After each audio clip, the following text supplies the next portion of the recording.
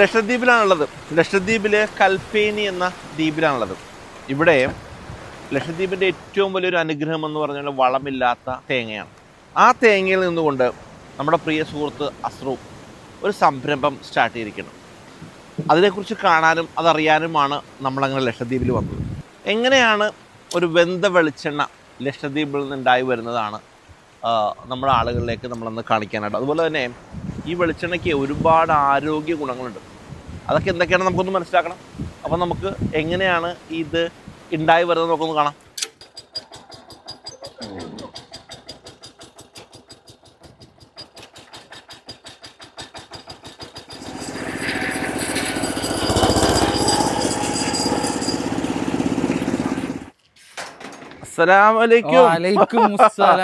അങ്ങനെ നമ്മൾ ലക്ഷദ്വീപിൽ എത്തിയിരിക്കുകയാണ്.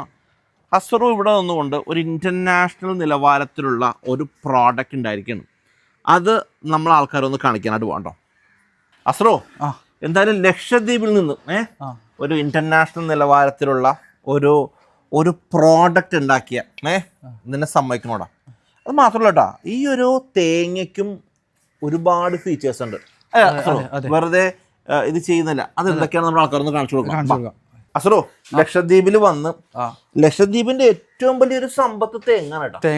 ആദ്യ സമയങ്ങളിലൊക്കെ ആൾക്കാർ ജീവിച്ചിരുന്നത് തേങ്ങ. എന്താ അവിടുത്തെ തേങ്ങയുടെ പ്രത്യേകത? നമ്മളെ തേങ്ങ ലക്ഷദ്വീപത്തെ തെങ്ങിന് വളമിടൂല. ഇല്ല. ലക്ഷദ്വീപത്തെ തെങ്ങ് തനിയെ ഉണ്ടാവും, അതിന് തനിയെ കായ ഉണ്ടാവും. നമ്മൾ പറിച്ചു കൊടുത്താൽ മാത്രം മതി.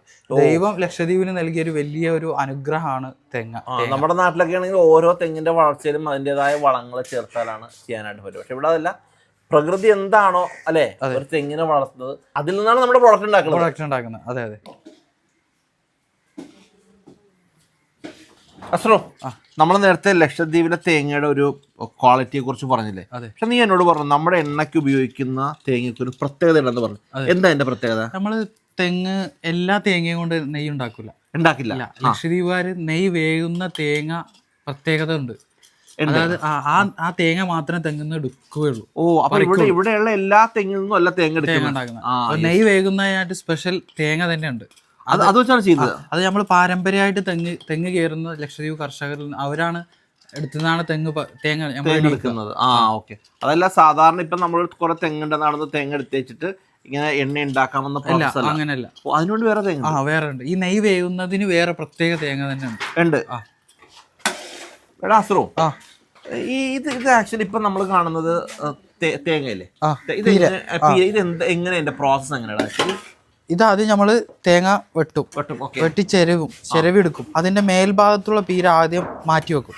മേൽഭാഗത്ത് പീര, അടിപ്പീര നമ്മൾ വേർതിരിച്ചു വെക്കും.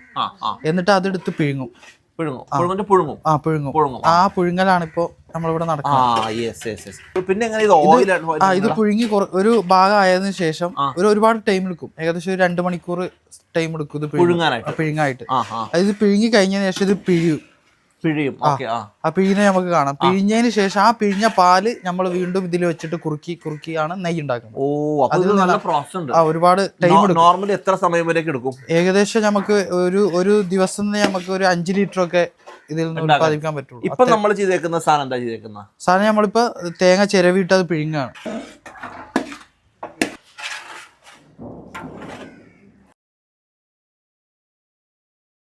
അസ്രു, നമ്മൾ എന്തായാലും തേങ്ങയൊക്കെ ചിരകി ഇനി എന്ത് പ്രോസസ് നടക്കുന്നത്? തേങ്ങ ചിരകി നമ്മൾ പിഴുങ്ങി ഏകദേശം ഒരു 2-3 മണിക്കൂർ നമ്മൾ പിഴുങ്ങിയിട്ട് അതിന് പാലെടുക്കാണ്. അതിൽ നിന്ന് പാല് എടുക്കാണ്. ഫസ്റ്റ് പാല് അത് നമ്മൾ ആദ്യം ആ പിഴുങ്ങിയ പീര ആ ഒരു തുണിസഞ്ചിയിൽ ഇട്ടിട്ട് അത് എടുക്കാണ്.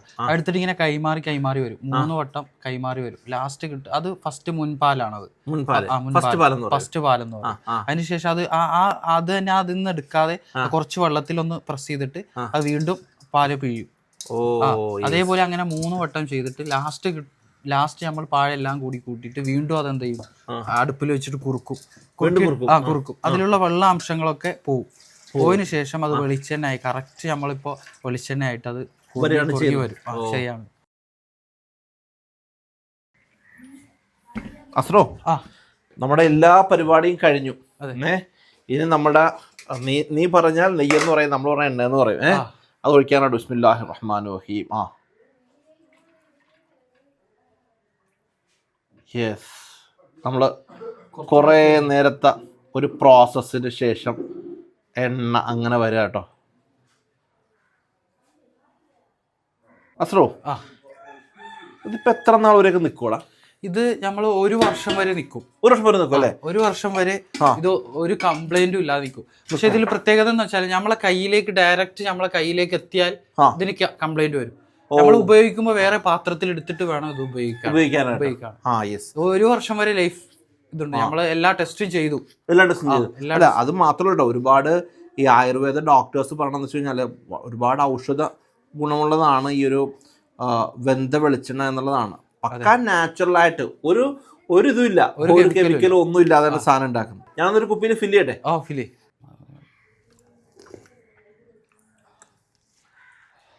നിങ്ങൾ ആലോചിക്കുക, ലക്ഷദ്വീപ് എന്ന് പറയുന്ന നമുക്ക് എല്ലാവർക്കും ഒരു സന്തോഷം നൽകുന്ന ഒരു സ്ഥലമാണ്. ആ സ്ഥലത്ത് നിന്ന് ഒരു ഇൻ്റർനാഷണൽ ലെവലിൽ ഒരു പ്രോഡക്റ്റ് ഉണ്ടാക്കാനായിട്ട് വന്ന ഒരു സംരംഭകനാണ് നമ്മുടെ പ്രിയ സുഹൃത്ത് അസ്രോ. കാരണം അസ്രോന്റെ ഒരുപാട് നാളത്തെ സ്വപ്നമാണത് അല്ലേ? എന്താണ് അസ്രോന്റെ ഒരു ഇന്റൻഷൻ? എന്താണ് ആക്ച്വലി? എന്താ പറയാ, ഒരു നല്ല സാധനം, മായം ചേർക്കാത്ത സാധനം എല്ലാവരിലേക്ക് എത്തുക എന്നാണ് നമ്മളെ ലക്ഷ്യം.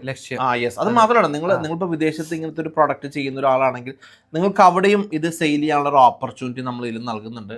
നിങ്ങൾ അസ്രോനെ കോൺടാക്ട് ചെയ്താൽ ഏത് വിദേശ രാജ്യമാകട്ടെ അവിടെ എല്ലായിടത്തും ഈ ഒരു പ്രോഡക്റ്റ് എത്തിക്കാൻ തന്നെ. ഇനി ഏതെങ്കിലും മിഡിൽ ഈസ്റ്റ് പോലെയുള്ള സ്ഥലങ്ങൾ, സൂപ്പർ മാർക്കറ്റിലെ ആളുകളൊക്കെയാണ് വീഡിയോ കാണുന്നത്, നിങ്ങൾ ധൈര്യമായിട്ട് വിളിച്ചോളൂ. 100% ക്വാളിറ്റിയുള്ള ലക്ഷദ്വീപിന്റെ പ്യുവർ വെർജിൻ. അപ്പൊ അസ്രോ, അൽഹംദുലില്ലാ, വളരെ സന്തോഷം. അസ്രോന്റെ വലിയൊരു സ്വപ്നം. അസ്രോ ഭയങ്കര ഇമോഷണൽ ആണ് ചില സമയങ്ങളല്ല. കാരണം അസ്രോ ഇതിന് വേണ്ടി ഓടിയ ഓട്ടങ്ങളെല്ലാം ഞങ്ങൾ കുറെ നാളായിട്ട്. അപ്പൊ അസ്രോ എല്ലാവിധ ആശംസകളും നേരുന്നു. എന്നാലും അസ്രോ ജീവിതത്തിൽ വിജയിക്കട്ടെ എന്ന് ആശംസിച്ചു. വീണ്ടും കാണാം.